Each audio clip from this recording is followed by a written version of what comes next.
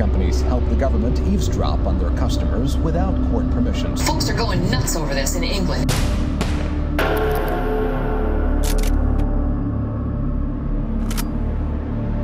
After the 7/7 bombings, the government had to act decisively to prevent violent extremism and stem the rise of Generation Jihad. Just as dealing with any infection, I think it's a generation of treatment to prevent the infection spreading. And I think that will take us probably 20 years.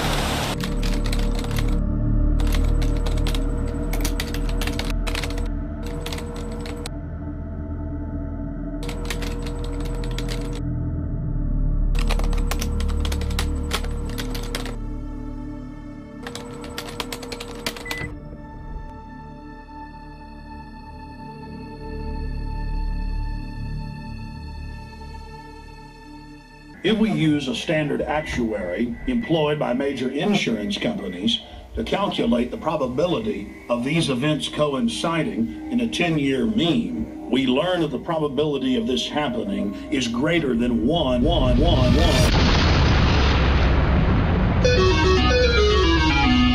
4 Lions, a very funny film about 4 Islamic terrorists. It was made in Sheffield, just like the steel. Yeah. And it was buffoonish. And we had a laughable MI5 making all sorts of mistakes. But the success of that film was that it reinforced the perception in the minds of the British public that we have a threat from Islamic terrorists. Even if some of them on the surface can be nice people, a bit buffoonish, who've got aspirations for the rubber dinghy rapids in Alton Towers. But really, the whole thing is based on a massive deceit.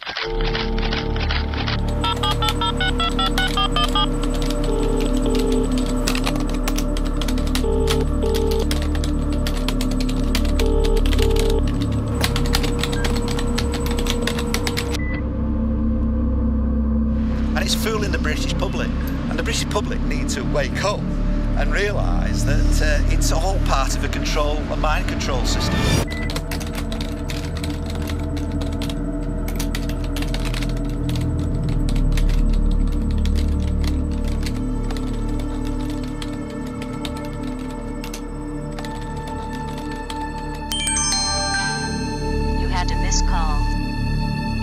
MI5 fabrications, they were just ordinary normal lads, and they were deeply, utterly clueless about how to make explosives. I mean, there's absolutely no reason to believe that. Absolutely. A clue about how to put a bomb together.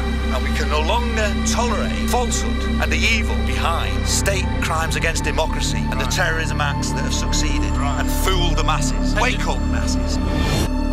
Bloody hell, Nick, that's... You know the odds of that happening? The number you have reached is not in service. This is a recording.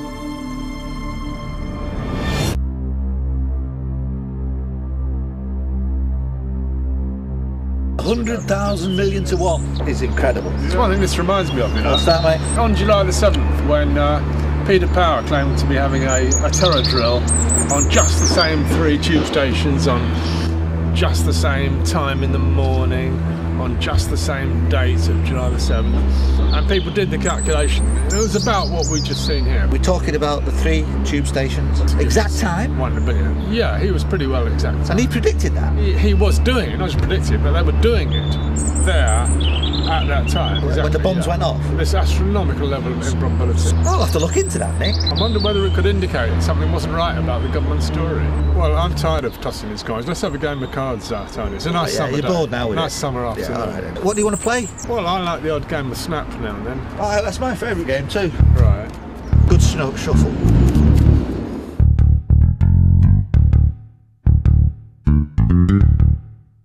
Snap!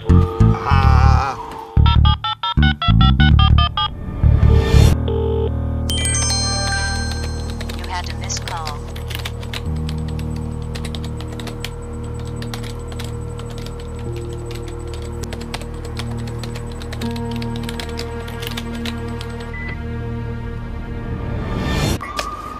tea, gentlemen. Oh, Belinda, thank you. Belinda, what are you doing? Why have you got these glasses on? And what's that? Well, this is Lady Justice Hallett, who's very important in the justice system of this country. Really? A symbol of justice, if you like, and I'm a campaigner for justice. And at this time of night, why are you wearing specs? Ah, these are the mystery glasses, you see, because these have helped me see what's really going on. Would you like to try?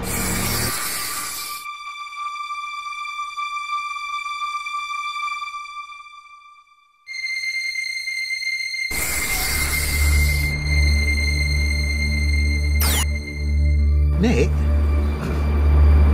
can't believe it. What about? Look at these cards. It's just a pack of cards, Tony. No, put these glasses on. You see that? 7-7's an inside job. Well, I don't know what you mean. False flag terror. Good Lord. Everything's in a different light, Nick. See what I mean? Dead certain. I can see it now. When we look at what happened at 9/11, the official version of 9/11 is still believed. I want to put to the British people just how ridiculous they are in actually believing that. Those twin towers fell in free fall speed. Building 7 went down in 7 seconds and wasn't even hit by a plane. 10 years after the event, we still haven't got a single politician in this country who's prepared to tell the truth about 9/11, have we? And 9/11 and 7/7 are examples of this new world order at work. We've got to get to the truth. It's only the truth that will set us free. Whatever counter-terrorism strategy is put in place by the government, it will not heal relationships with our Muslim communities and brothers and sisters. It will not heal issues in the Middle East until we actually come clean and repent for what we have done as a nation over the 9/11, 7/7, our occupation illegal in Afghanistan and Iraq, which was done under false pretenses. Yeah, and imagine this country being governed without an enemy. I mean, if they said, look, this is fabricated by elements within our own government and the CIA and maybe Mossad, that we don't have a wicked Muslim terrorists, we don't need to invade their nations, would that mean Britain would have to live without having an enemy? I mean? Well, yeah. Would that imply some spiritual awakening? I think there needs to be some awakening. Whether it's spiritual or not is another issue. But does that imply evil that is too dreadful to be thinkable? I'm afraid so. People are waking up, and there's only a small percentage of people who are willing to face up to the truth and confront it.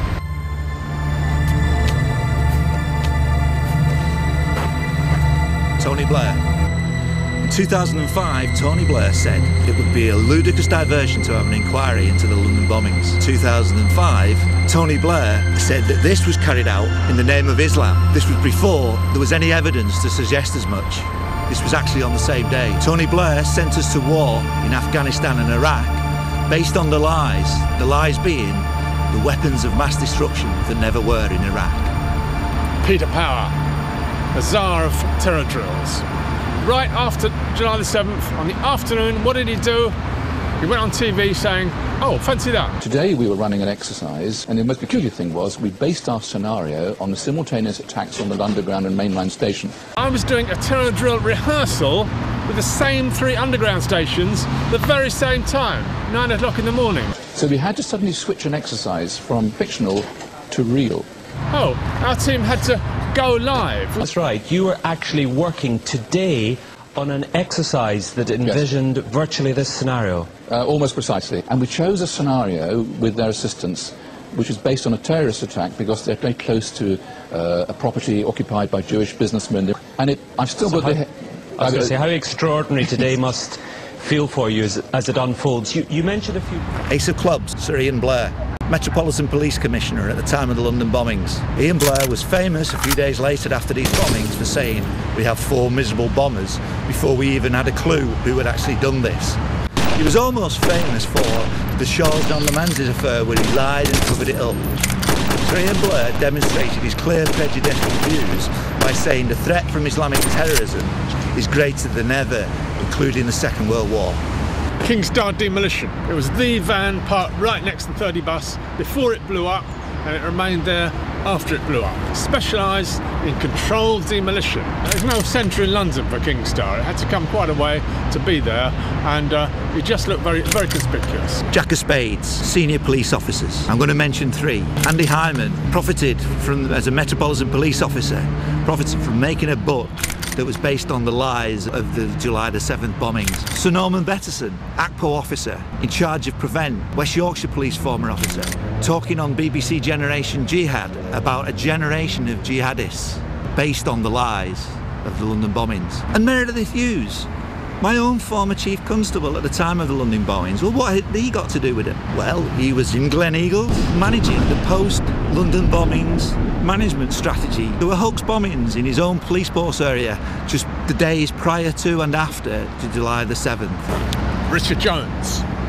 key witness for the whole suicide bomber story.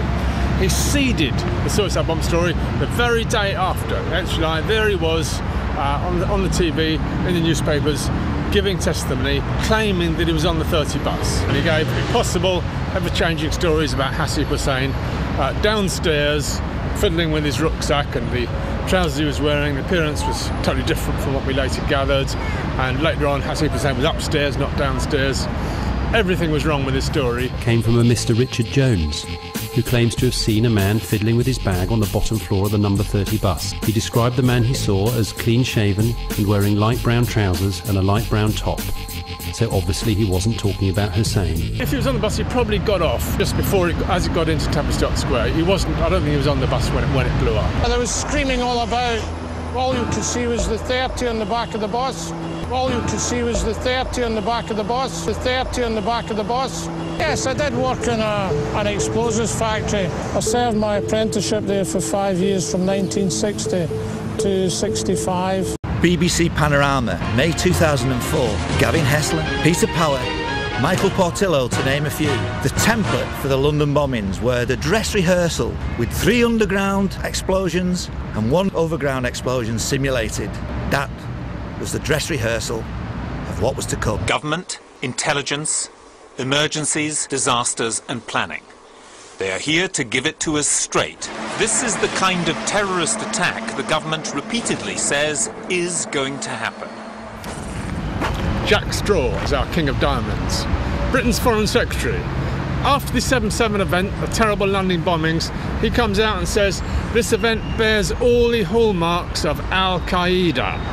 And that becomes a meme that echoes through Whitehall and echoes through the media, okay? And get this, on the Panorama programme, the May previous to the London bombings in 2004, the actor for Britain's Foreign Secretary says exactly the same thing. When the bombers go off in the London Underground in the dress rehearsal on Panorama, this bears the hallmarks of Al-Qaeda.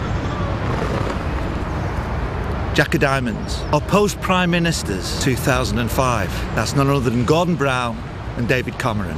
Why do I name them? 6 years, 7 years on, and we still haven't had a trial to prove who is guilty of the London bombings. We've had a whitewash of an inquiry, and we have a terror threat and a counter-terrorism strategy that is putrid, but it's the responsibility of all Prime Ministers. Rachel North, Queen of Diamonds. She quickly became the main government spokesperson for the London bombings, produced any public event for the media, and she said she was on the front coach of the Piccadilly line. Was she really? Well, she said she had some glass in her wrist from the impact, the implosion of the glass. Did she? Well, hard to find anyone who would confirm that. She was a victim. She gave a public face and a sense of credibility to the official story. 9 of clubs. The Home Office report, the official count of the London bombings that came out in 2006. 3 things mainly wrong with it. It was anonymous, it was inept, and it was wholly inaccurate. Wait a moment. Let's notice that Home Office report, 1 year after the event, May 2006, still had the 7:40 train. Now, we'd all ascertained it had been cancelled. I actually went up to Luton and made the discovery that that 7:40 train wasn't running that morning. That was the perfect crime conceived, and that was the flaw in the perfect crime. There was no 7:40 train. 1 month after the official government report, the Home Secretary announced in the Commons, he apologised, they got it all wrong, there was no 7:40 train. Gosh, how could they have got all that wrong? Allegedly, the 4 young men turn up there to get on the train. Allegedly, about 7:22, they go through the lower door entrance to Luton Station, and allegedly they get the 7:40 train. And then the official government report talks about witnesses on the 7:40 train who saw them with their big bulky rucksacks, and then they got off at King's Cross. Well, whoops, there wasn't any such train, and all of those trains were delayed at least 25 minutes, and that really threw a spanner in the works, and nobody's now sure what train they got onto. 3 of spades, miscarriages of justice. The British record regarding terrorism is appalling. Typically the Birmingham 6, the Guildford 4 and the Maguire 7. But latterly, after 9/11 and 7/7, we've had the miscarriages of justice against Muslims. People like Rizwan Dittar from Halifax and Bilal Muhammad, who were just imprisoned for being decent lads who've got a conscience and oppose the British foreign strategy in the Middle East. The imprisonment of Muad'Dib, 151 days, that coincided with the Lady Justice Hallett's inquiry. Nottingham University, Professor Rob Thornton, and 2 students who've been mistreated. A PhD student, Rizwan Sabir, who actually was downloading open source information, CIA documentation on the Terrorist Act, and then gets 9 days imprisonment. Professor Rob Thornton comes to his defence and he's made a pariah. We've got to look at our legislation because it is demonising the Muslims. And that's not good enough. Lady Justice Hallett, Queen of Spades. She presided with great decorum over the 5-month inquest which we had in 2010-11. Now, an inquest ascertains the cause of death, but hang on, halfway through the inquest, turn out there weren't any post-mortems. Oh gosh, fancy that. The biggest attack on London since the Blitz, and nobody did any post-mortems. It took all of her decorum and gravitas to keep it going as an inquest, with hundreds of witnesses and a smarmy official lawyer to make sure nobody got off the track of what they were supposed to say, help the odd fake witness along. I think she managed that job quite well, but it wasn't justice. 4 of spades. Draconian legislation and an erosion of our civil liberties. Just prior to the London bombings, we had the Enquiries Act of 2005 coming up, which really gave government full control of how they would manage inquiries, such as the investigations into what really happened in London in the London bombings. But prior to that, we'd had the Terrorism Act from 2000, and we've also had the Terrorism Act updated in 2006. And all these legislations that are coming in, issues such as extradition to the United States of America, are all meant as an erosion of our civil liberties. Our Jack of Clubs, Bob Kiley, who was appointed head of London Transport by Red Ken a couple of years before the London bombings. He was presently a member of the Council for Foreign Relations. That's America's top policy-making organisation. As well as that, he'd had a very senior position in the CIA, working with Richard Helms, the man who kept all the secrets through the Kennedy assassination. He was involved in the 1960s in subverting, get this, and undermining, infiltrating student movements in Europe in the 1960s. So what kind of character was this to put in charge? Well, we're losing British control over London Underground at that crucial time. 2 of clubs, we've got Verint Systems. The software company has made once dumb cameras smart. Its technology is used by giant retailers. This is an Israeli image recognition technology to analyze customer movement as it's occurring in order to improve sales. It was used on the London Underground. That's an alert right there. That's an alert right there. And all the CCTS cameras had various connections with other security firms to do with phone tapping and so on. Verint system is only in its infancy. People were very suspicious of how come we had this foreign company that had moved in to the London Underground just a year or 2 before, and what kind of role did it play? Our job as a vendor is to provide solutions for them to really do the things that they need to do. Part of the whole story of July 7th is the way all the CCTV switched off at a crucial time. It just wasn't functioning. I would say the sky's the limit. Just as it was with 9/11. If Verint Systems were running everything during the London 7/7 bombings, Stagecoach, London Underground, and it all switched off on the bus and the Underground at the crucial times, then how is it that they didn't lose their contract, and how is it that they are still operating on London Transport to this day? 7 of clubs. HSBC Bank. What happened at Canary Wharf is the great mystery, because there were certainly reports going around, incidences such as assassinations, such as massive police presence, that went around in various reports, up to 19 of them. There was also a lock-in, including HSBC, where plenty of staff were locked in the premises. What on earth went on at Canary Wharf? There's been total denial. Senior management with HSBC and everybody who was locked in need to tell the truth and expose what happened. Benjamin Netanyahu. He had been busy banging the drums for war with Iran, yes, even then, and he was in London for a conference, a big economic conference of Israel. He was warned just before he left his hotel not to go out that day because of what was about to happen. 6 minutes before, he received a warning. So then there was a lot of debate between Scotland Yard and Mossad who had given the warning first, okay?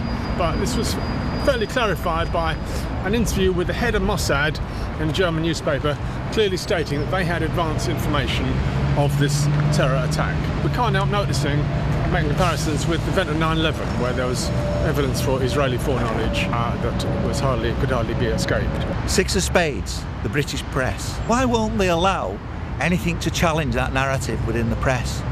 Where is the ethical side of our press at the moment? 52 people lost their lives, and where 4 alleged bombers were assassinated almost certainly. It's just not good enough. Stagecoach, this is our 10 of clubs. This was the bus depot where the 30 bus was residing the weekend before it blew up. And there was an anonymous but quite credible testimony posted on the Alex Jones Show, a website. 2 people who weren't normally there had spent the weekend going over doing maintenance work on this bus. And as we all know, on the day, oh, the CCTV mysteriously didn't work on that bus. Gosh, what a surprise. And then the top neatly lifted off, looking as if it had been cut round the end with some giant tin opener, a very level surface all along the top. And we could see in one corner where a bit of the top was hacked along, where it hadn't quite torn properly. That bus had been prepared for what happened to it, okay? And Stagecoach was the place where we believe that hanky-panky was done. Operation Atlantic Blue in May of 2005, just months before the event. This was a huge terror drill with bombs simulated, with 3 bombs going off on undergrounds, synchronising with a major international summit. Well, how about that? It was a joint British-American terror drill, and all echelons of the British government were involved. Imagine an event where you have, for example, you have walking wounded being carried into hospitals, and you have some things really happening on the street, other things make-believe on computer screens. Imagination in preparation for the actual event.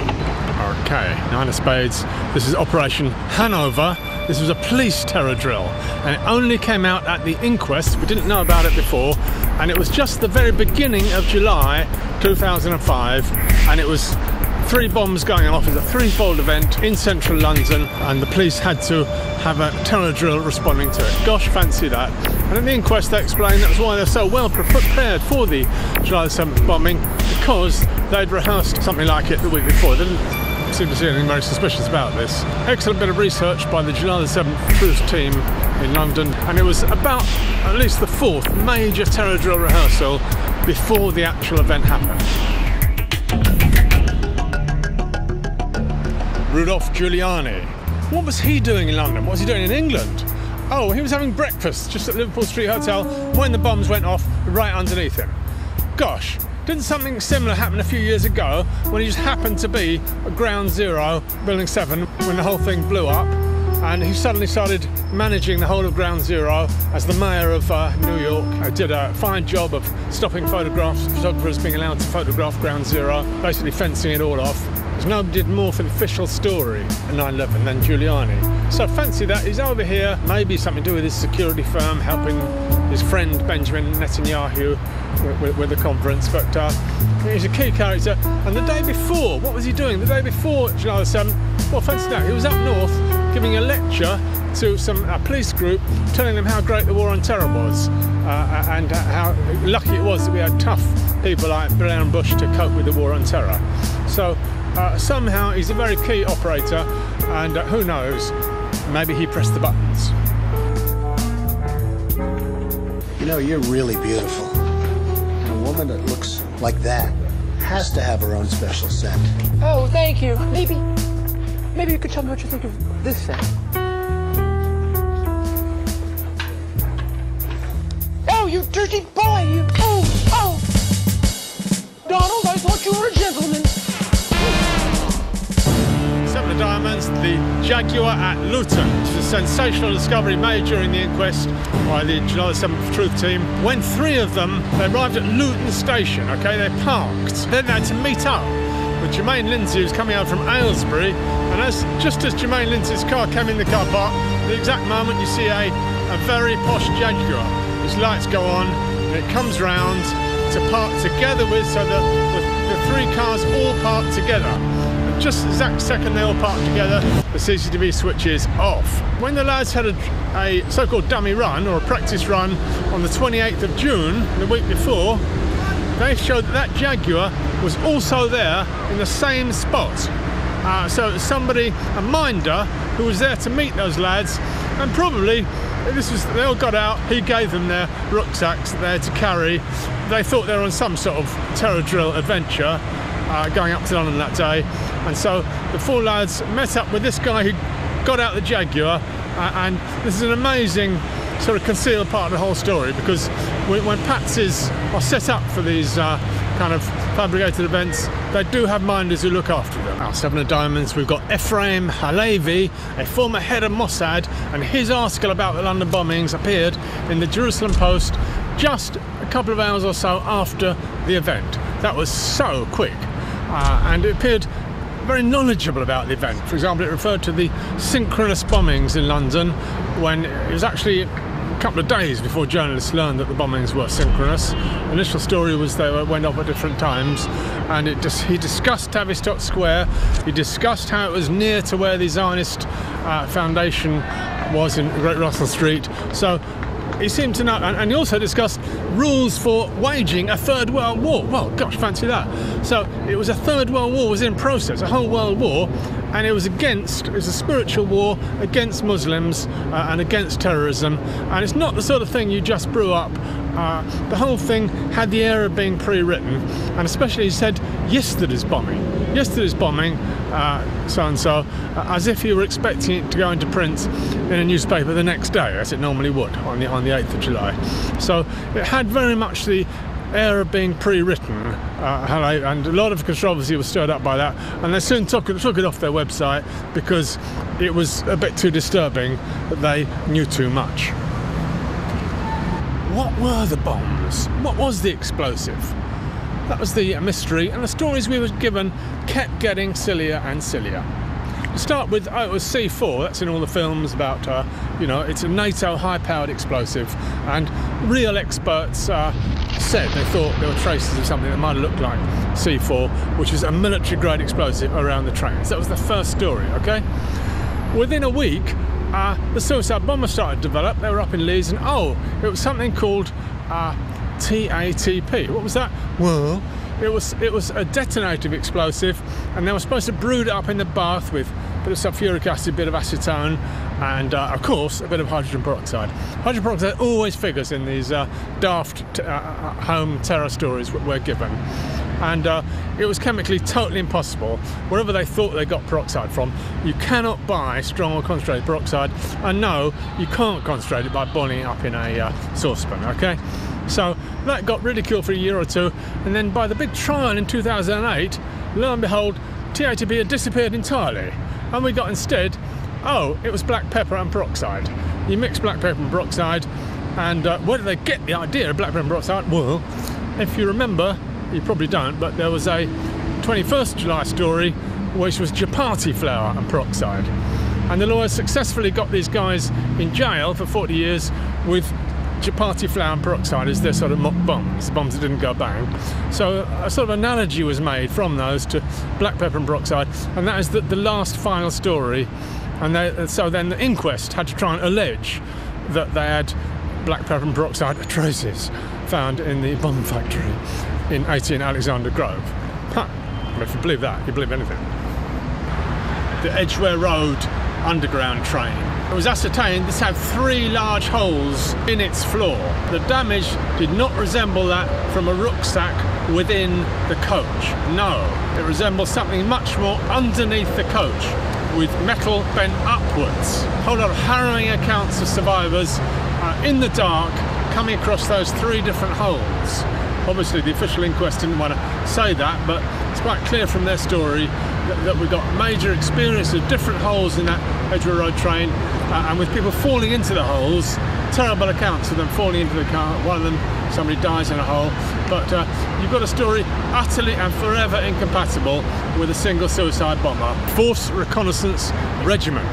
This was a newly set up branch of the British Army, a bit like the SAS. It's quite secretive, but it turned up in the de Menzies story. There was an FRR sort of secret agent, and they appear as seconded over from Ireland.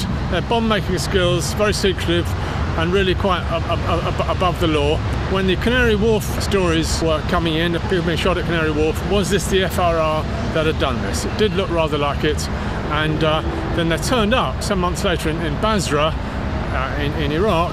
They were in disguise, and they were planning to set off some bombs in a mosque, looking like an Arabs had done it.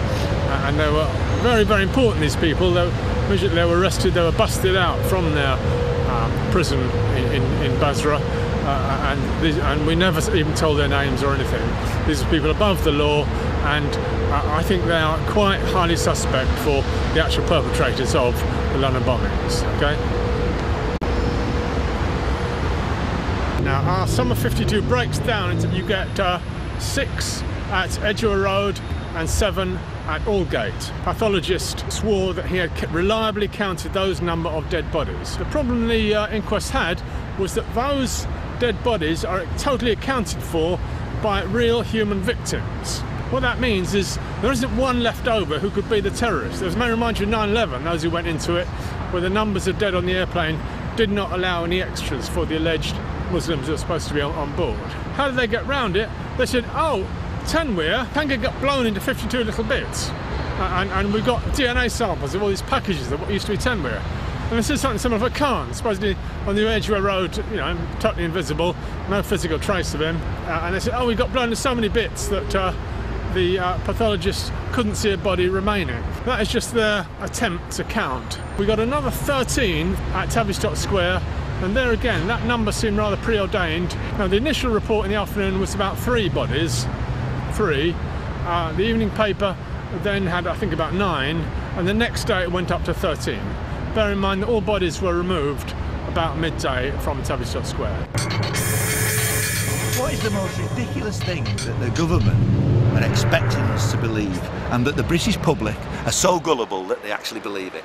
Well, for me personally, after rummage around this whole story, I would say it's the idea that those 4 ordinary, normal, fun-loving lads were turned into suicide bombers. I mean, they were cricket fanatics. They'd rap about their latest trainer shoes and were they going to get into the local college, who was saving up to or training to drive a car.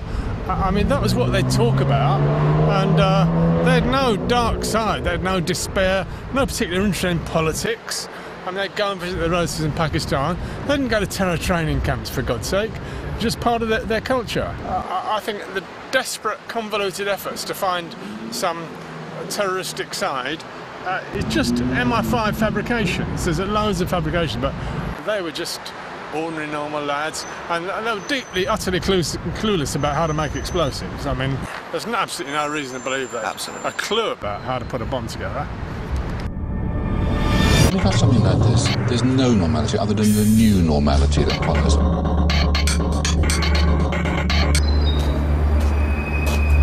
Hey Belinda, Jack of Hearts.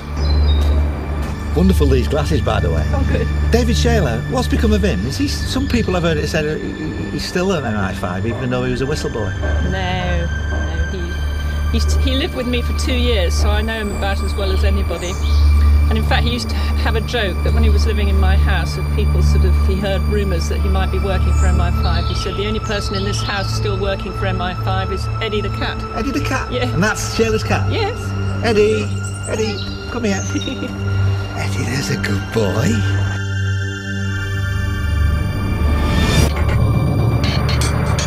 So Nick, this morning when we went to Hyde Park, we covered 39 steps. We did the 3 sweeps. We did spades, we did clubs, we did diamonds, we didn't do the hearts. What our heart should be with the truth movement on the London bombings. Who should we feel for? And who should we actually, who is praiseworthy for what they've done in order to expose them? Well, to start off, we have to commiserate with as victims. 52 of them suddenly had their lives taken away. Can't argue with that. And the families aren't told a lot about it. Yeah, and I suppose many of them still believe the lie, really. That's what we're told by them. And they've never really had satisfaction with the proper inquiry that they call for, have they? Absolutely not. So certainly all hearts must go out to them, I entirely agree. The King of Hearts, what did he name? Mohammed Siddiqui Khan? Khan, yeah. Shahzad Tanweer. Asib Hussain? Asib Hussain and Jermaine Lindsay. Jermaine Lindsay. Well, yeah, I can't disagree with that. They were assassinated, I believe. They certainly weren't the perpetrators. No. They somehow knew each other. Yeah. Yeah. And they've had all their life stories taken away and a British intelligence narrative put instead about who they are. Yeah. And blamed in the process. Blamed, yeah. So 10 of Hearts, Nick. Next, maybe another innocent young man cut down in his prime. A couple of weeks later, Charles de Menezes, a Brazilian electrician, Stockwell tube station, cold-blooded murder, another police killing. And a whole pack of lies told all around it. Nothing they said initially was true, and the perpetrators seemed to get promoted. Nobody's found guilty. That was on the 22nd of July, 2005, and 8 days later. It was covered up by and large. There was nobody prosecuted for the cold-blooded assassination. They put bullets in his head inside the tube. Total cover-up. Yeah. So our hearts must go out to him and his family.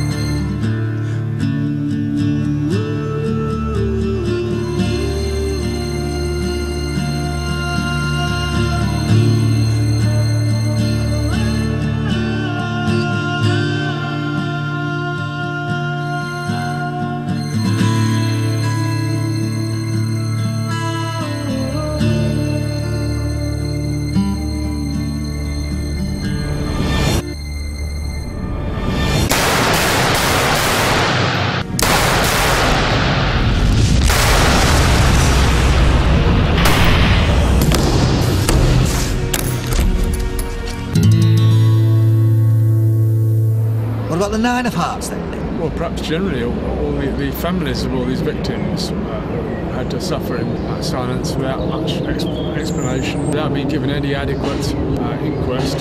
They've called for that though, haven't they? Notwithstanding the fact that they've lost their loved ones, they've never had justice. The 8 of Hearts.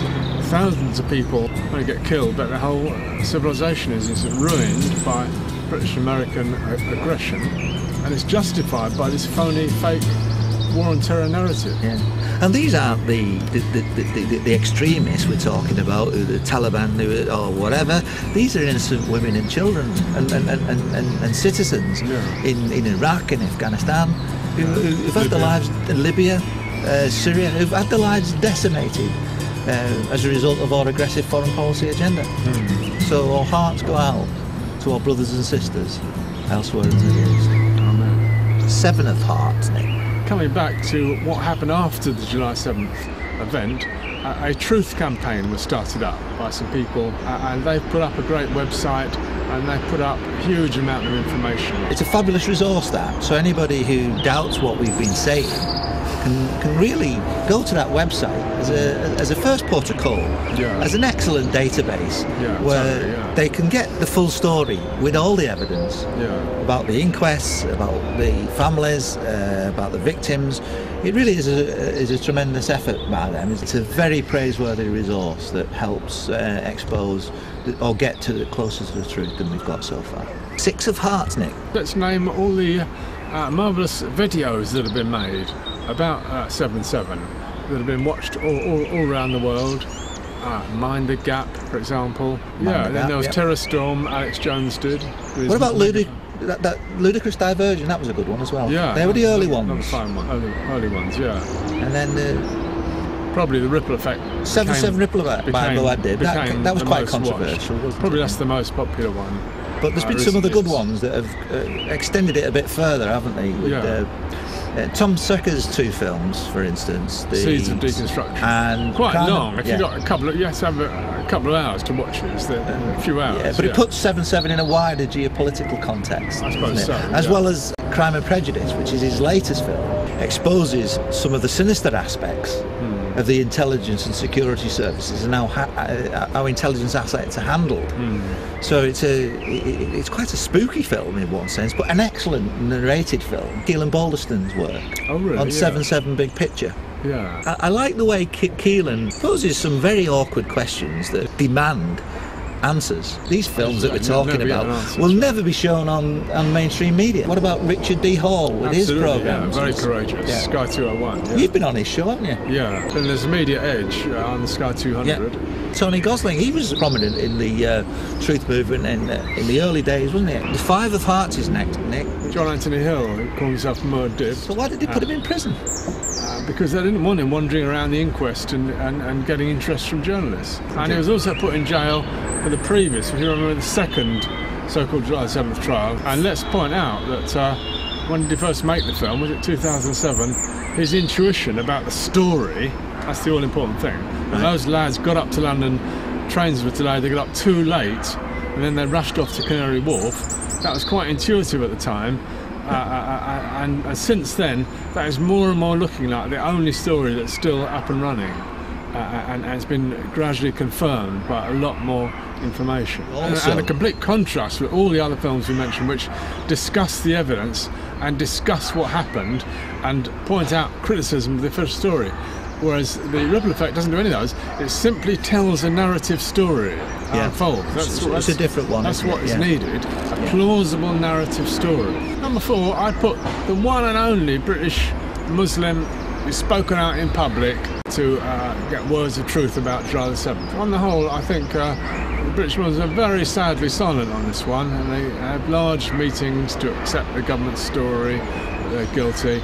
And Dr. Nassim, the wise old cleric of the Birmingham Mosque, he's put in his journal words of truth, and he's had meetings, words of truth at the Birmingham Mosque, and nearly everyone there agrees with him. Yeah. With this alternative and more truthful narrative. We've got the 2 of Hearts.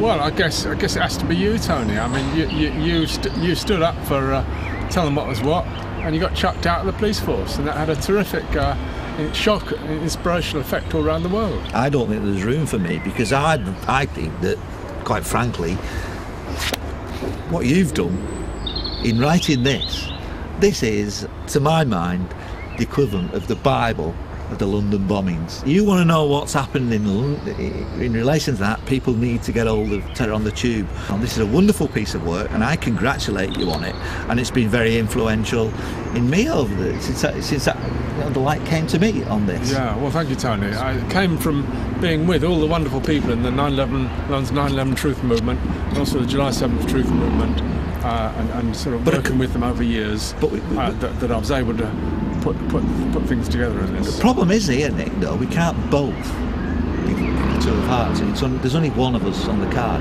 Yeah. I'll tell you what, Nick, we're going to toss.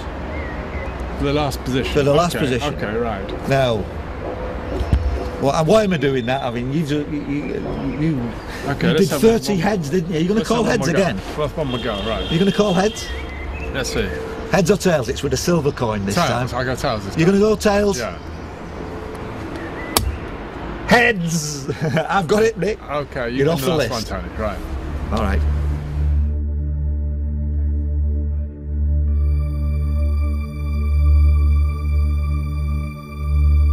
So my joker in the pack, out of all of this, is 9/11 and the 9/11 connection. And I think it's high time that the British public came to their common senses and woke up to the corruption in US government and also British government. Tonight's exercise was plausible, but it was, of course, fictional. But it's hard to see how the government could do anything other than educate us and prepare. There's no room for excuses. We have, of course, been warned. I think we can say no more.